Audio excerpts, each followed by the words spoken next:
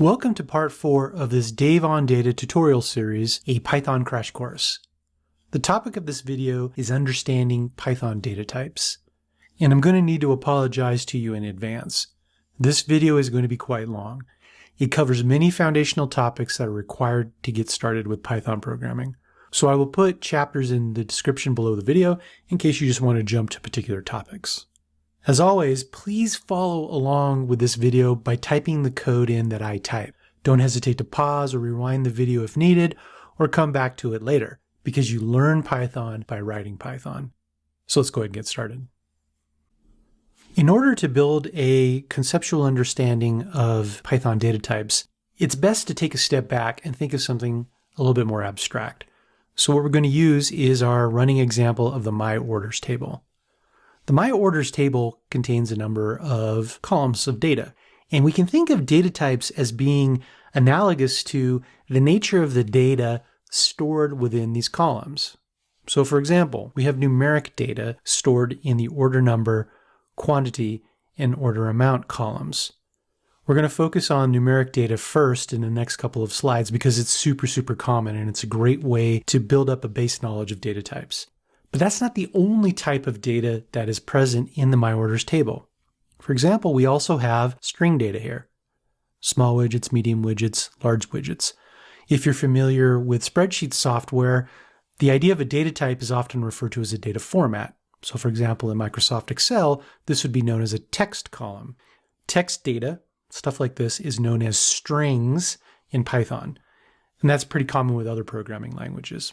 For example, if you're also familiar with databases, you probably use a technology called SQL or SQL, and that will also talk about string data. Now, what's really important about data types is because it allows computers to understand the nature of the data itself. That's why spreadsheet software has data formats. That's why databases have data types for data tables, and it's why Python has data types for everything inside your code. Because it needs to understand the nature of the data, because then it defines what is actually logical versus not logical. So for example, certain things that you do with string data don't make sense to do with numeric data and vice versa. So the way to think about it is data types allow Python to enforce the rules on how data can be used. So like I said, we're going to talk about string data later on, and right now let's concentrate on numeric data. So one of the primary differentiators of numeric data from other forms of data in Python is that you can perform math on numeric data. So for example, we can perform math on the order amount column. We saw this in a previous lesson. We can see here that the average of these three values is about 76.1, let's say dollars, for example, US dollars. And that is a legitimate mathematical calculation. Now, here's the thing though. When you start thinking about data in terms of analysis, things that Python would let you do doesn't necessarily make logical sense from an analytical perspective. So for example, take a look at the order number column. This is obviously numeric data, and Python would represent this as a column of numbers. It would say, yeah, that's numeric data.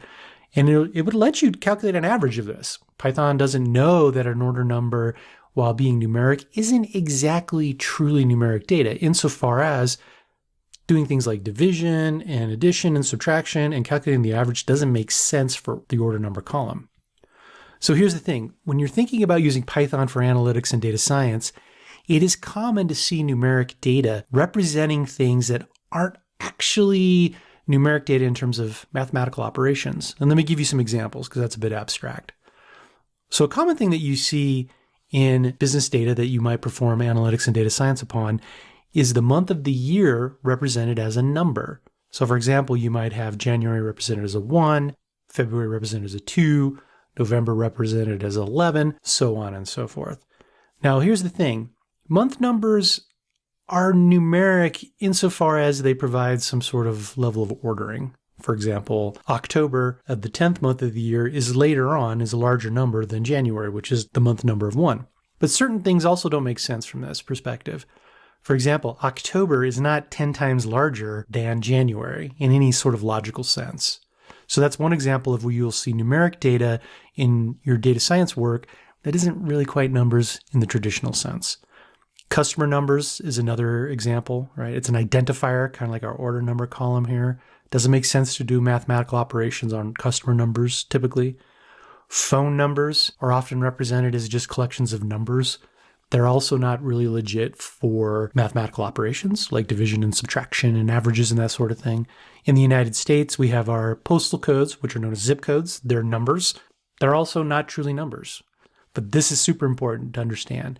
Generally speaking, Python will consider numeric data available for mathematical operations. You as the data scientist or the analyst have to decide whether or not truly the numeric data can be used for math. So to expand upon this idea of numeric data, consider what's going on in the My Orders table. For example, check out the quantity and order amount columns above. Do you notice any differences? Consider the quantity column. It's a numeric column to be sure. 3 is a number, 7 is a number, 20 is a number. However, think of the nature, the business nature of the data. Quantity is actually a count. In this case, it's the count of the number of widgets ordered. In this particular order, there were 3 small widgets. In this order, there were 20 large widgets ordered. Now notice there are no decimal points in here because these are counting numbers. So in Python, when you have a counting number, something with no fractional or decimal component, something like this right here, this is what's known as an integer or an int, I-N-T. So integers is one form of numeric data in Python, and it represents whole numbers, counting numbers. In contrast, compare that to the order amount column, and notice that it's actually a little bit different. It's got a decimal point in it. We have $9.99, $179.80, so on and so forth. In Python, these data types are known as floats. So both ints and floats are numeric data.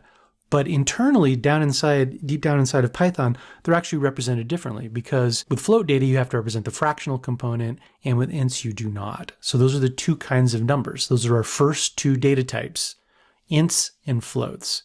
Well, technically, we have 3. We also talked about strings briefly. So we actually have 3, ints, floats, and strings. So it's time to dive in deeper around data types now by using some Jupyter Notebook code to really explore what's going on with Python data types.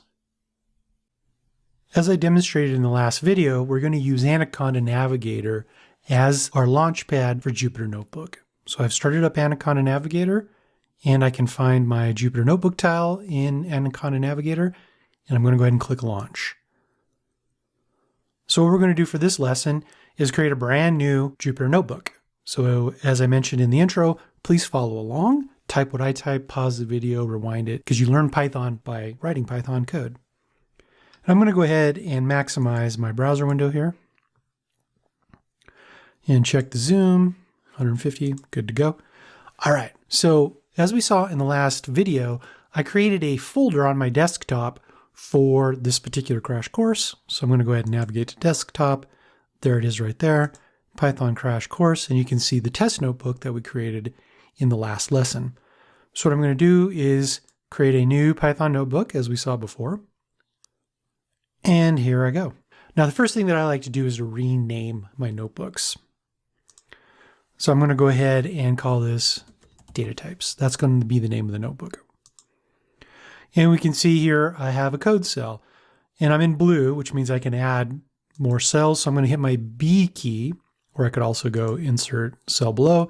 But I'm just going to put some B's in here. B, B, B, B, B, B, B, B. There we go.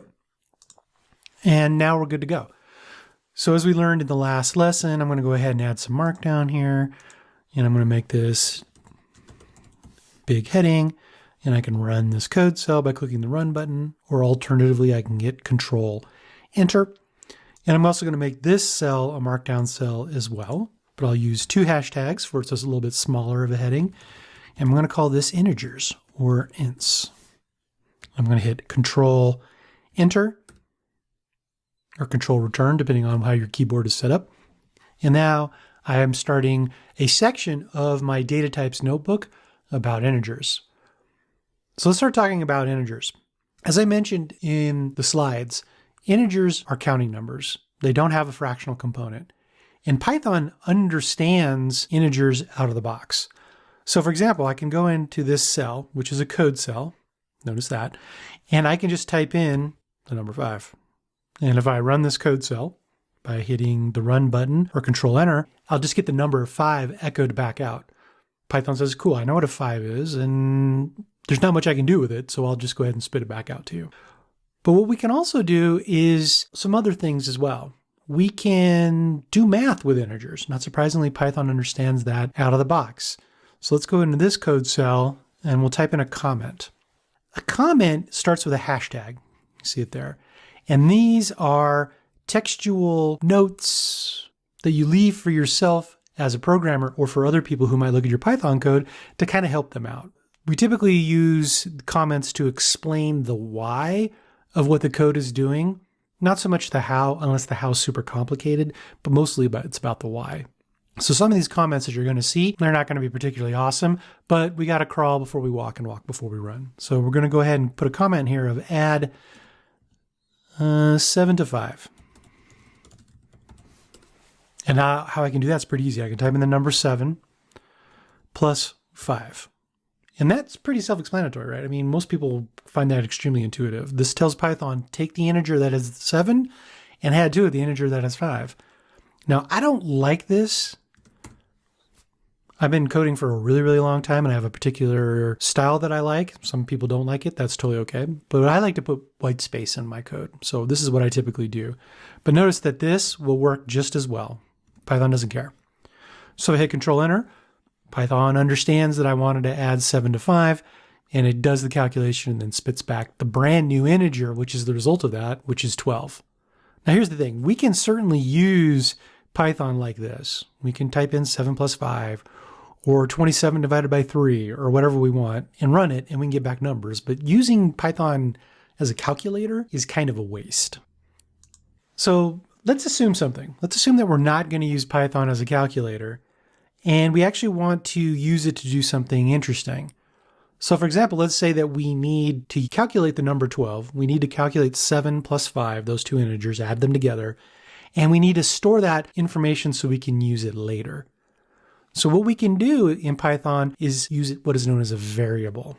So let's add a comment. We're going to store the value of 12 in a variable. And what I can do here is I can say, look, I got my 7 plus 5. Which we saw in the previous cell. Okay, cool. Well, let's go ahead and say I want to store the result of this addition in something I'm going to call x, so that I can refer to the value of 12 later on in my code using the value of x. So this is what this is happening behind the scenes. Python interprets this as an int, and this is an int, and says, I know how to add them together. This is what the plus symbol means. So I will conduct that operation. I will add 5 to 7, get 12, and then Dave said with this equal sign that he would like to assign the value of 12 to whatever's on the left of the equal sign. And it just happens to be x. Let me scroll up here a little bit. There we go. And this is totally legitimate Python code. So this equal sign right here is known as the assignment operator. We want to take a value and assign it to something else. That's what this means. So I can go ahead and run this code using Control Enter. And notice that nothing comes out. Notice that the number 3 is here, which means that this code cell has been run, because notice none of these code cells have numbers, but I didn't see any output. And the reason for that is because this expression, this line of code right here, doesn't actually return any sort of value. So Python says, cool, I've calculated 12 and I've stored it in x. Now we can go ahead and print this out because we've seen the print function already, right? We saw that in the last video. So we're going to go ahead and print the value of x. So we can print x. So if I hit Control Enter, run that, sure enough, I get 12 back because that's the value that's stored inside of x. Now I can also do something else as well. I can also just put x on here and then click Run or hit Control Enter. And Python understands the value of x. So let's put a comment in here. What is the value of x? Question mark. So we just print it out just like that. Moving on from here, we've talked about several times already in this crash course that Python is an object-oriented programming language and everything in Python is an object. Even if I write just like 5, behind the scenes, that is converted into an object. But we created a variable as well. This is actually more common. We create variables, and these variables are always an object. So we can actually ask Python, hey, if I've got a variable, what kind of object is my variable? So let's put a comment in here. What is the object type of x? Obviously, we need to use x because that's the thing I'm talking about here. But what I'll use is another function. So remember, functions are these handy-dandy things that we have in Python that allow us to do stuff, to execute behaviors. The function in particular that I'm looking for is called type.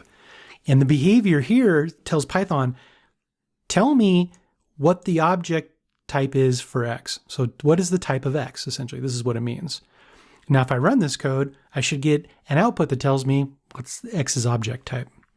And not surprisingly, when I run it, I get int, because 5 plus 7, which we saw earlier, is 12. Both of those are ints. When you add two ints together, you get an int back, and x is an int. It doesn't tell me the value, it just tells me what type of object it is, and it is an int. So this is really super important. Everything in your Python code is going to have an object type of some kind. It might be simple, like ints or floats, or it might be complicated. Later on, we're going to be talking about data frames.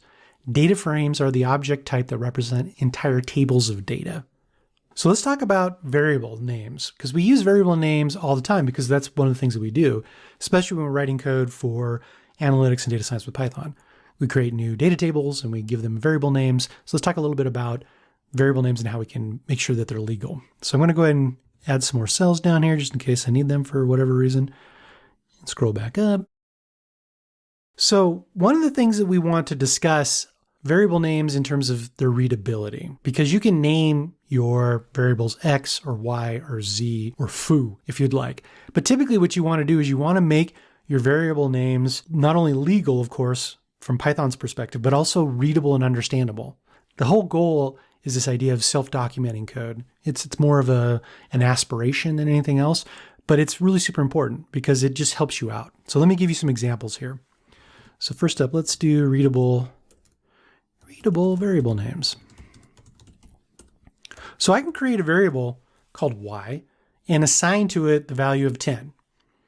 So this is an integer, and I'm telling Python, take the integer 10 and assign it to the variable name y. And it says, okay, no problem. I can totally do that. Now let's assume for whatever reason that I wanted to actually add the current value of x to y. And actually I'm going to put another white space in here, another line of white space.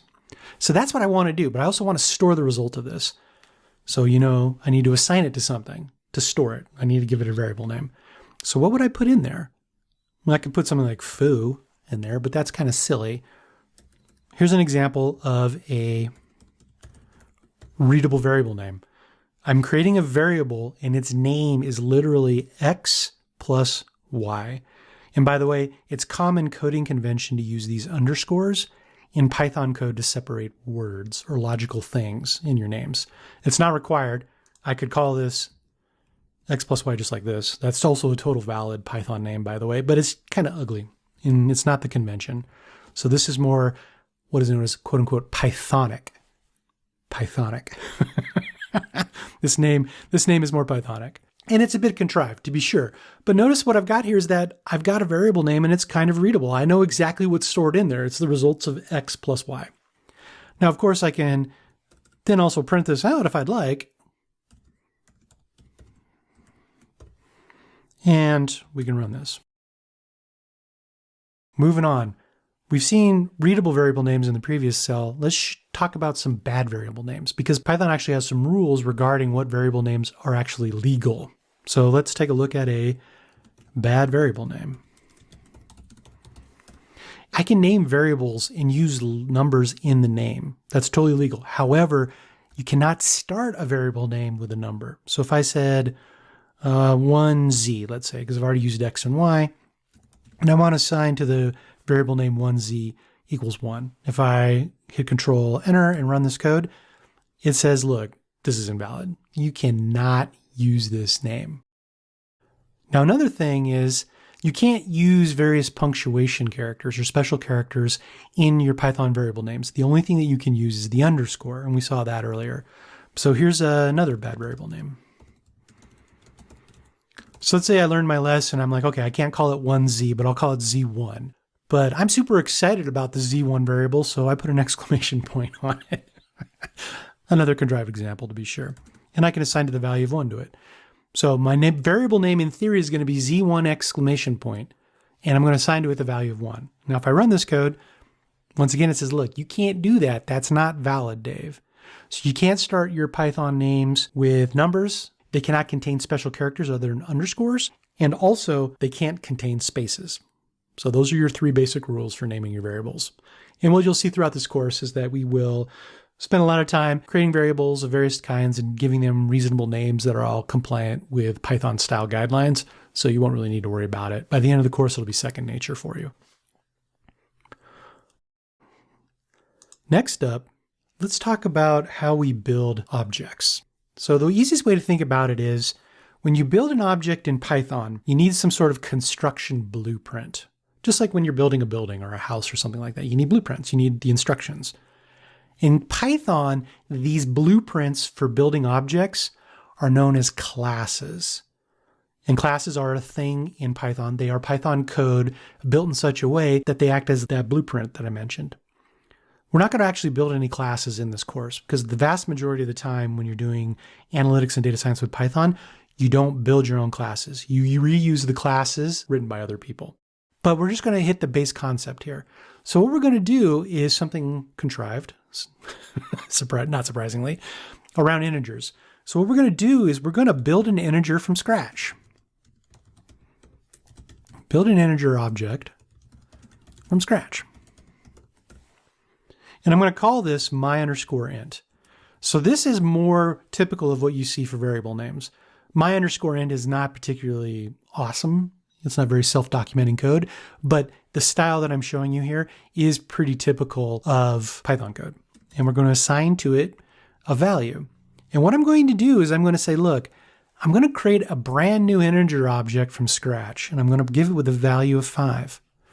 So this is actually a class name, int. There's literally a class called int inside of Python, and it provides the blueprint for how to build and work with integer objects. So I can go ahead and create this, and I can also ask for the type of my int. We've seen this before. Not surprisingly, when I run this, I get back the type of my_int is int. Now this is super awesome because it illustrates how everything in Python is literally an object. And to really emphasize this point, let me show you something here. The int class blueprint ignores decimals. Okay, so now I'm going to do my int again. And I'm going to create another int. And this time, this is a totally arbitrary number, by the way. There's no special significance to this. 41.1234. And then I can ask to print it out, of course, as you saw earlier. I can just put my int down here. Now, here's what's happening behind the scenes. Let me run that first. And now here's what's happening behind the scenes. This line of code here gets parsed by Python. And it says, my int is going to be assigned something. And it's like, okay, cool. I can put that on the back burner for a second because I need to get the thing first before I can assign it to my_int. And it says, oh, okay, Dave was looking for the int class. I know what the int class is. It comes in base Python. So he's going to provide me some data for creating an int. And this is the data he's providing me, this number right here, 41.1234. Now here's the thing though. The way the int class works is it knows that it's a counting number. So it just lops off anything past the decimal point because it's an int. And that's where you can see the 41 coming out because it ignores this. And this is super important because remember I said earlier that the reason why data types are so important in Python is because it defines what is possible to do with the data and what is not possible. This is an example. Ints are only counting numbers. So of course it ignores this stuff. Now the next thing that you want to be aware of is that notice that I overwrote my int. Notice up here I said, look, I'm going to create my_int as an object with a variable name of this, and I'm going to assign to it an integer with a value of 5. And Python said, no problem. If I do this, what happens is that this object over here, up here, is overwritten. It is replaced by this later on. And that's the way your notebooks work. They work in execution order. So I ran this, my int was equal to 5. I then ran this code cell, and then all of a sudden, nope, now it's 41. Now, if I want to get my int back to 5, I have to do something like this. My int equals 5. Now, by the way, just as an aside, when you do this, what's happening behind the scenes is actually this. This and this are equivalent. This and this are equivalent. You just don't have to write the int, because what happens behind the scenes is Python says, I recognize this as an int, and I automatically create an integer object. That's a quick introduction to ints. Next up, we're going to start talking about floats. I just noticed a couple things that need to get fixed. So first up, blue pring. We actually need to make that blue print. And also up here, I'm going to double click that and make that integers. Sorry, that's my OCD acting up. Okay, go ahead and run that. Good to go. All right. Run this. Boop. So let's talk about floats. So first up, I'm going to turn this cell into Markdown. Hashtag floats. That's my new section here in my notebook. And here's the thing. As I talked about in the slides, floats are numbers with fractional components.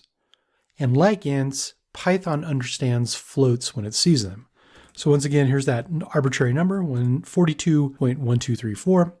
And if I run that, it just echoes that number back in the output. Floats are super useful in analytics and data science because they are commonly used as measurements. So for example, sales, weight, height, that sort of thing often has fractional components. Not only are floats really common in terms of being measurements like I just described, but they are also often the product of conducting mathematical operations using integers. Let's see how that works in action. Floats often result from math with ints. Okay, so I can do 12 divided by 3. Okay, the forward slash here, that's division. I don't like that, as I told you before. I like to add white space. So if we run this, if I hit Control Enter, notice that I'm dividing an int by an int, and you would think that I would get an int back, but in fact, I actually get a float. And that's very common because oftentimes when you divide two integers, what you get back is a number with a fractional component. So let's see another example of this.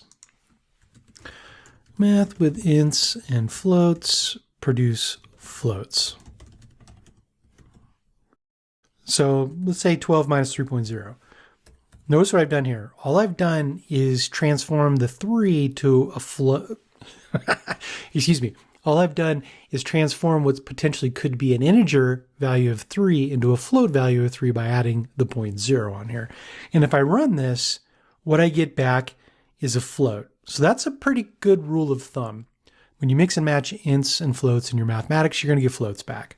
So here's another example. 12 times 3.0 gives you 36.0.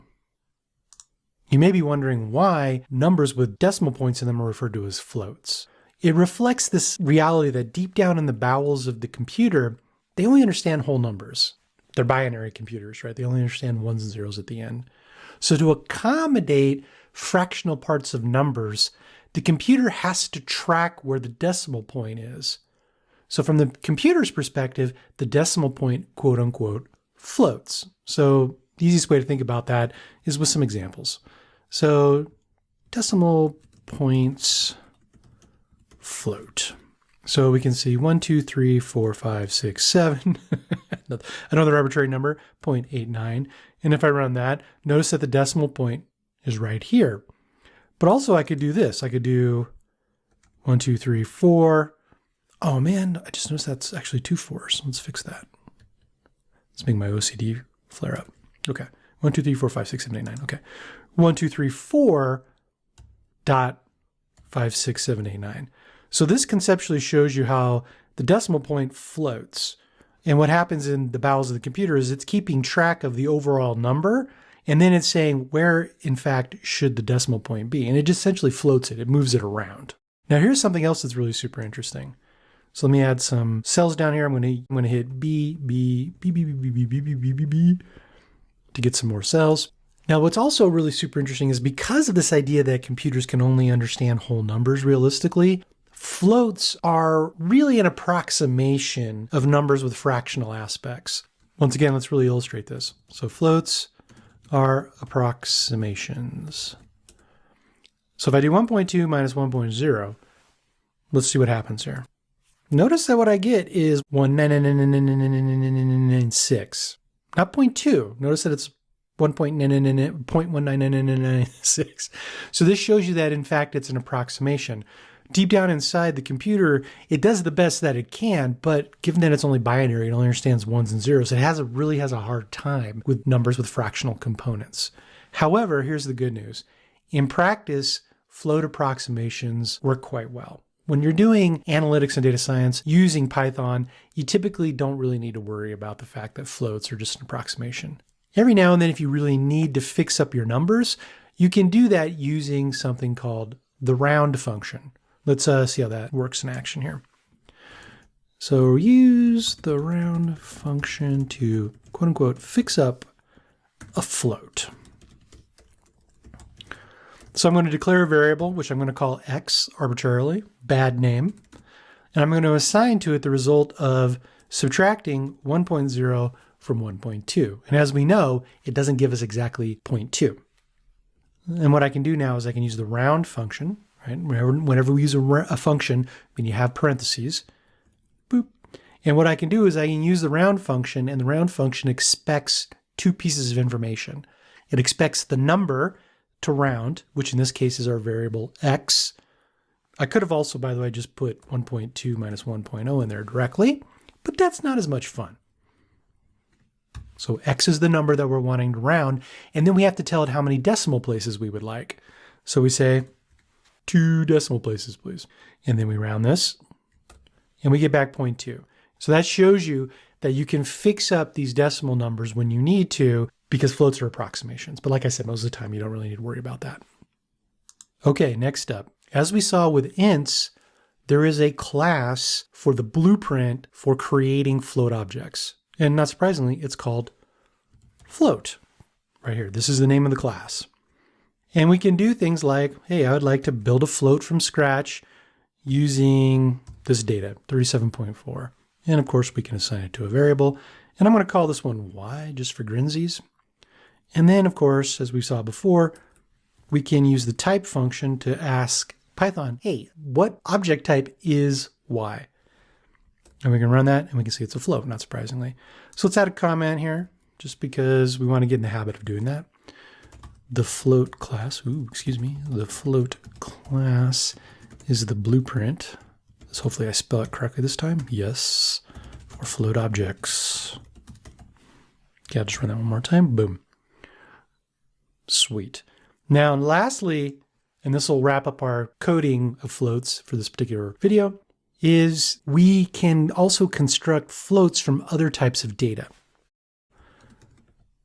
Note the conversion from int, exclamation point. So I can instantiate a raw float object, and I can pass in 387, which is an integer value. However, as we saw previously with integers, the float blueprint says, look, I always have a fractional component. Even if not one's provided when you construct me, I'm going to give you one. So if I run this, notice I get 387.0. Also notice this too. Notice that I constructed a float from the integer value 387, but I didn't assign it to a variable name. So what's happening behind the scenes here is literally I'm invoking the float blueprint. It's constructing a float object using 387, the integer value, as input, creating the object, and then as soon as the code cell runs, echoes the value out to the display here, poof, this thing magically disappears because I didn't give it a name. So it gets created and then poof, it's gone. Okay, so if you want to keep stuff around in your Jupyter notebooks, you got to give it a variable name. So one last thing I'll mention. Sometimes you have certain types of applications where you need a lot of precision with fractional numeric data, more than what the float data type provides. For example, if you're working in finance. In these scenarios, there is a data type known as the decimal. So the Python decimal data type is available for you to use because it offers more precision. However, in general, the decimal data type isn't used that often in data science and is beyond the scope of this crash course. So those are the fundamentals of working with floats. Next up, we're going to cover text data, or as they're called in Python, strings. All right, not surprisingly, what I'm going to do here is create a markdown cell and do hashtag strings. Control Enter. All right, as I mentioned in the slides, strings are textual data and they are super common in analytics and data science, especially in the business space. Most typically, you see strings representing categories. For example, you could represent Olympic medals by the string values, the text values, literal words, bronze, silver, and gold. You can also deal with entire bodies of text as string. For example, customer chats, so text window chats with your customer service department, totally can also be represented in analytics and data science. However, text analytics is a special form of analytics and data science. It's got its own tools and techniques, and that will be the topic of future Dave on Data online courses. So here's the thing. We have a couple of ways to represent strings in Python. And just like with floats and with ints, Python recognizes strings out of the box. So let's see some code here. So first up, I want to talk about how you use quotes to designate strings. So strings in Python can use both types of quotes. So here is, let me spell this correctly, there we go, preferred string. Now notice I'm creating a variable here with a good name, preferred string. Very self-intuitive, self-documenting code. It's got a nice little underscore here to separate the logical chunks of the name. Great. So what am I going to assign to it? Well, the preferred way to designate strings in Python code is by using single quotes like you see here. Single quote, single quote. So I'll go ahead and put in the string here, single quotes are preferred. And this is right here is a string. Not surprisingly, as we've seen previously, Python actually has a class for strings. So what goes on behind the scenes is Python parses this and says, I'll create a string object. That's also known as instantiate. So I'll instantiate a string object from this data here and then assign the value of that string object to this name preferred string. Now Python also supports using double quotes. This is actually more common. Most programming languages just use double quotes, but languages like Python and R, you can use either or. So there's a preference. This is still a legitimate string. However, it's not as Pythonic as using single quotes. Now here's one common scenario where you actually use double quotes, and that's when you actually need a single quote inside of your string. So let's see what that means. Double quotes are often used when there are single quotes. So notice how Python automatically, or excuse me, Jupyter Notebook automatically inserted a second one here. It thinks I'm trying to make a string, so I'm going to get rid of that because I don't want it in the string. And these are legitimate objects. So if I hit Control Enter and I run this, Python says, great, now I have two string objects, one called preferred string, one called legit string. Now, of course, let's go ahead and print these guys out just so we can see what's going on here.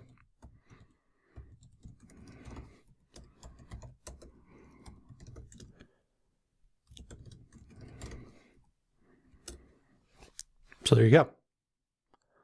Now, once again, generally speaking, you tend to use single quotes. That's considered more Pythonic. That's considered more better coding practice. But you do use double quotes in situations like where you need to embed a single quote within a string. Okay, one of the most common things that you do with strings is you combine them. That's also known as concatenation. So let's take a look at that. The most common string operation is concatenation. Now, an argument could be made, Dave, actually the most common operation is to print strings out. But I don't consider print really an operation. So that's why I'm using this terminology in the comment. So I can just create a string on the fly. I don't have to give it a variable name. Just like we saw earlier in the video, the number 5, the integer 5, can be entered in a code cell and executed just fine. So what I'm doing here is I'm building a string without a variable name. So concatenating, yep, that's spelled correctly, I believe.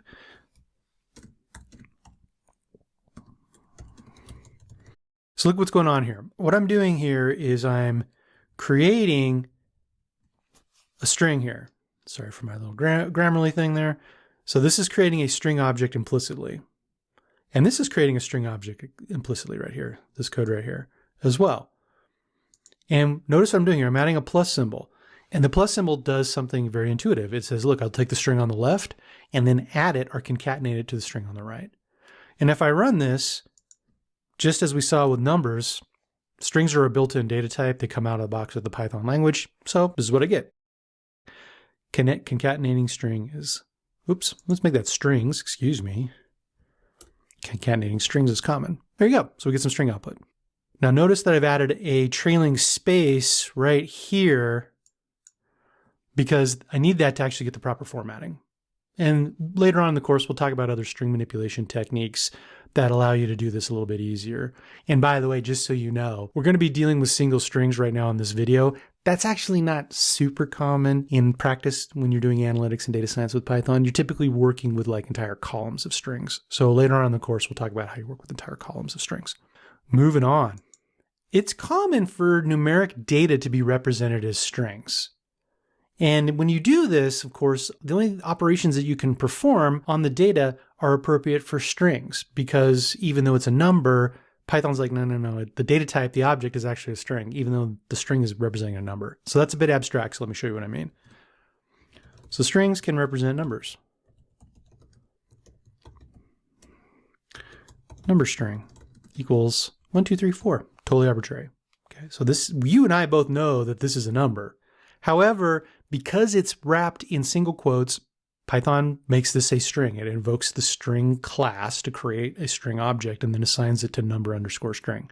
Now I can't do anything with this other than the things that are legitimate for strings. So I can concatenate, for example. I could do something like this. Number represented as a string. And let's say I can do colon space, make it nice and formatted, use my plus symbol to cram these two things together, to add them together. And then of course I can use my variable, number string. And when I run this code, you get exactly what you would expect.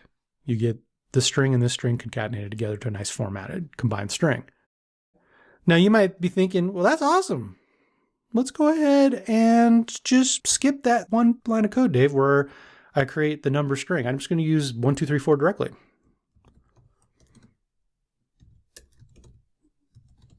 And of course, it's not going to work, as you might imagine. But let's go ahead and just type it out. So I'm going to go up here, and what I'm going to do is, instead of typing this out all over again, I'm just going to highlight this code, copy it, paste it. And now let's take a look at this line of code here and understand what's going on. So first up, this right here, the 1, 2, 3, 4, is not wrapped in single quotes or double quotes. So Python will take a look at it and say, that's an int, right? There's no fractional component. So it's a number, so it's an int. So it'll create an implicit integer object. It'll instantiate an int object for 1, 2, 3, 4. Then it'll take a look at this thing over here and say, okay, well, this is also a string because I got an int and a string in this line of code in this code cell is represented by this stuff within single quotes. Concatenation on strings is legit, just like addition is legit on ints, and it'll try and do it. But of course, it won't work because it'll say, these are two different types of objects, Dave. You can't concatenate a string directly with a number. Now, what we can do in these types of situations is transform one object type to another. This is what's known as casting. So let's see an example of this. So what we're going to do here is we're going to cast or transform a string to an int. So I can do 2 times, right? That's pure math. 2 is an integer, multiplication, totally cool. And then I can once again explicitly use the int class. I can say, hey, Python, I want to create a new int object. And it says, okay, Dave, what data do you want to feed me into the creation process? And I will feed it number string. Now remember, this object, number string, is actually a string representation of a number. Now what's really cool is that the integer class is smart. It will say, hey, Dave's passing me in string data. Is the string that he's giving me actually a number? And if it is, I can go ahead and parse that string and create an actual integer out of the original string data. So if I run this, I get 2 times 1, 2, 3, 4, which is 2468. Now we can also do the converse. We can actually create strings from other things as well in this particular scenario. So what we're going to do here is use the str class to build a string. Number represented as a string. I guess I could have copy and pasted that, but I might type it out. str1234.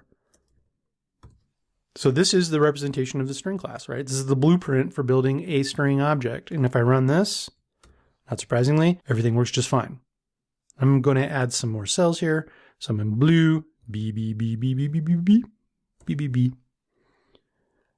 And let's talk about the next topic here for strings. Later versions of Python provide a real interesting feature called f strings, which are for formatting. An f string is a formatted string. So let's see an example of how we can format strings. Sometimes this is a lot easier than trying to concatenate everything just using the plus symbol like we've seen already. So we do f, and then we do our single quotes, and that denotes an f string or a formatted string. And I can type in number represented as a string, boom. And what we do is we use curly braces to actually denote something that we want to be formatted. This is essentially like markdown, essentially, if you want to think of it that way. It's like markdown for an f string. So what we can do here is we can say 1, 2, 3, 4. And what this is telling the f string is that just go ahead and run the formatting that's between the curly braces and then concatenate it with everything else that's in the string. So if I run this, you get what you would expect. F string looks at the 1, 2, 3, 4 and says, there's nothing special about the formatting here. Dave just wants me to concatenate this particular value to the rest of the string. And that's what happens. Now here's what's really cool. F strings are very flexible. So formatting is flexible. My f string. So I'm going to create an object with a reasonably intuitive name. And I'm going to make it equal to the results of creating an f string. And what I'll do here is I'll copy and paste this code so you don't have to watch me type it again. So copy, paste. And you can do things like 5 times 4.0. Okay, I'm actually doing some mathematics here. Within the formatting, I'm taking an integer and multiplying it by a float. And if I run this, notice that I don't get any output, which is expected because all I'm doing is creating an object that's equal to this code to the right of the equal sign. There's nothing to actually output. So of course I can output my f string by doing this. We've seen this pattern before. We just put our variable name down here and just run it, and then the value of that variable is echoed out. And here we get 20.0, exactly what we'd expect. Now lastly, the last thing we want to talk about here is how Python strings support more complex scenarios. So for example, multi-line strings. So I'm going to create a new variable called multi-line string. And what you do here is you use 3 single quotes in a row. 1, 2, 3. Notice how Jupyter Notebook pre-filled the close of the string here. So we use 3 single quotes in the beginning and 3 single quotes at the end. And then what we can do is stuff like this. This is the first line. Enter. This is the second line. Whoa, easy there. This is the second line. That's not spelled correctly. Sorry, there we go. Now let's put a period up here too. Why not? And then we'll do, this is the third line. Okay, and now this won't give me any output if I run it like this. So what I'll do is multi-line string. And if I run this, we can see here, this is the output. Notice this little symbol right here, \n, that is the textual representation of a new line character. So there's a new line here and a new line here. And you can see there's a new line here and a new line here. Okay. So that represents new lines, white space. Now that wraps up our coverage of strings. It's been a very quick introduction. Like I said, the reason for that is you very rarely deal with single strings like this in data analytics Python code. So later on in the course, we'll talk about how you deal with entire columns of string data, and that's typically what you end up doing. So next up, we're going to be talking about Booleans. This is the last data type that we need to discuss, and essentially Booleans are true, false values. Booleans at base embody the concept of true and false. And within Python, these words, true and false, are actually keywords to represent these values. So let's go ahead and turn this particular cell into Markdown and hashtag Booleans. First thing, note the capitalization here. Notice that when I type in true with a capital T, this is the Python designation for the concept of true. If I type it in without lowercase, notice that it doesn't turn green. It's not the actual keyword in Python that represents truthfulness or trueness. So if I run this, Python understands true, just like it understands ints and strings and floats out of the box. The opposite of true is obviously false, so we can also do that as well. Now, like most programming languages, Python differentiates between using an equal sign for assignment, we've seen that already, to assign a value to a variable, and using an equal sign for a test of equivalence, or a comparison of equivalence. So let me demonstrate that.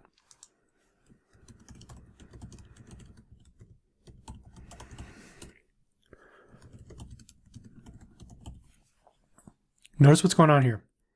We've got the double equal sign here.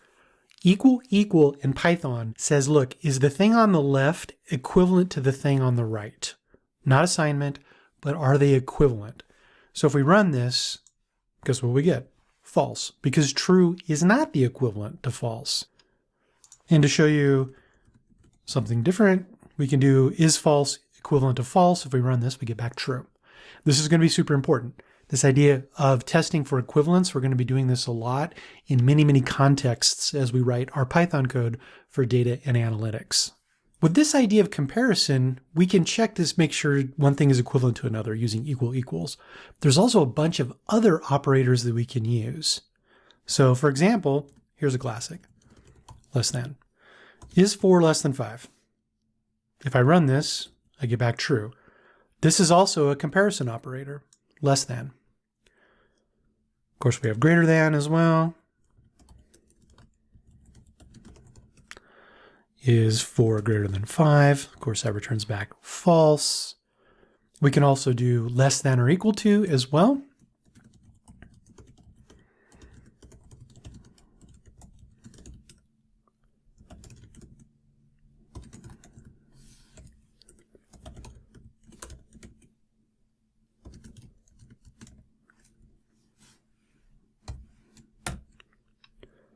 Is 4 less than or equal to 5? Is 4 greater than or equal to 5? Of course, we get back trues and falses, exactly what we would expect. So we have not only the check for equivalence, but we also have these comparison operators. These are typically used with numbers, but they don't necessarily have to be. They can be overloaded for other things, for other object types as well. But most often they're used with numbers. Okay, I'm running out of cells, so I'm just going to do some A's this time. Notice that I'm in blue, and I'll do a bunch of A's to add some cells for me to work with. All right, not surprisingly, there is a class inside of Python to represent Boolean objects, a blueprint, if you will, to build Boolean objects, and it's called bool. Now, I've used this word before, and I'm going to go ahead and spell it. If I can spell it. There it is. Instantiate. Instantiate is just a fancy programming term for creating something. So I'm going to create a Boolean object. And we use the bool class for that. Now this is pretty silly, a contrived example, but I can create a Boolean object from the value of true. If I run that, I get back true, exactly what you would expect. That's kind of silly. But you can also use other types of data to create Booleans. So for example, like many programming languages, Python maps the value of 0 to false. So I can do this, Boolean of 0. This value here is treated as false. So we can say, okay, false.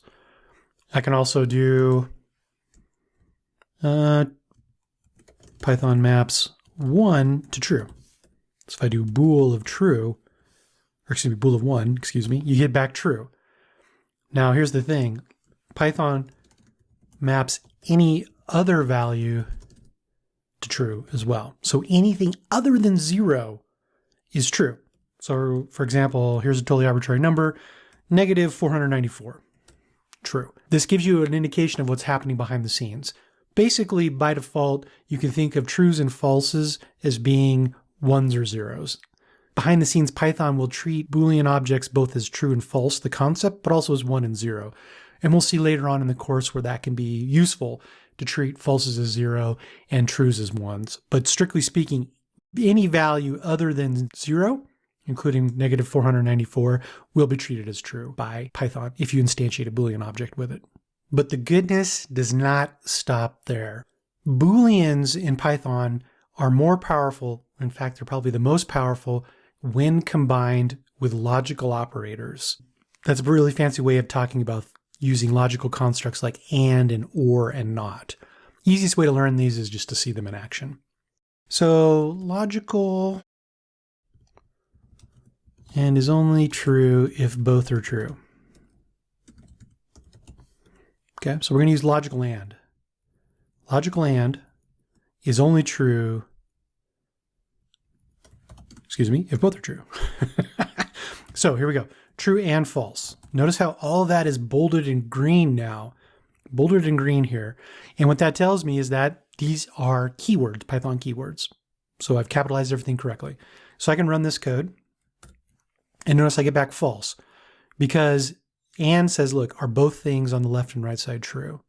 And if they are, then you get back true. Otherwise, you get back false. So we can do true and true. That returns back true. We could also do false, and we get back false, which makes total sense, right? So the only time and returns back true where both sides are true. Or is a little bit more interesting. Logical or is true if at least one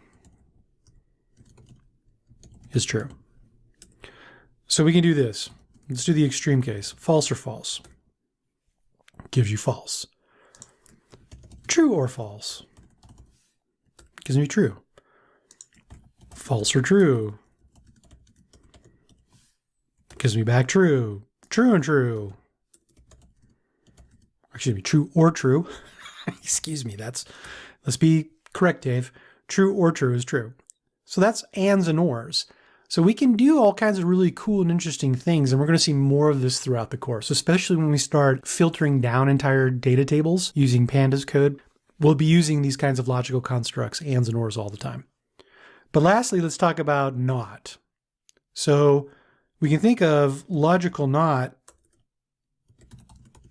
as flipping or flips the Boolean. Oops, excuse me. So let's do not false. And you can see true. Not true gives me false. These are all things that are pretty intuitive. Not true is false, not false is true, so on and so forth. Like I said, this has just been a quick introduction into Booleans. We're going to cover a lot more about this later on in the course as we start using Booleans to do things like filter our data frames, as I mentioned before. Okay, so this is the end of this particular notebook for this particular lesson. So if you want to save off your notebook so that you have it for later on, just go ahead and click the save button. And then, of course, once again, if you want to get out of Jupyter Notebook, you can close down the notebook. Notice that it's green and it's running. I can check it. Click shut down. That shuts down the notebook. The Jupyter server is still running, so I just go ahead and hit quit. And the server is stopped, and I can exit out of my Chrome browser. And then lastly, I can exit out of the terminal and Anaconda Navigator. When you are ready to take your newfound Python skills to the next level with analytics and data science, I just wanted to let you know that I have some free on-demand crash courses. So you can see here I have a crash course on logistic regression, on decision trees, on tuning decision trees, and with cluster analysis. So these are available for you. when you're ready to take your skills to the next level. There are links to each one of these free on-demand crash courses below the video in the description. Okay, next up, we're going to start talking about Python data types, things like lists and dictionaries. So when that video is ready, what you will see on your screen will be a tile to the next video in this crash course series. I hope you're enjoying the course. If you do, please like the video. If you want to make sure you keep getting updated with the new videos as they're released, subscribe to the channel. If you know somebody who might be interested in this, please recommend it to them. Okay, until next time, please stay healthy, and I wish you very happy data sleuthing.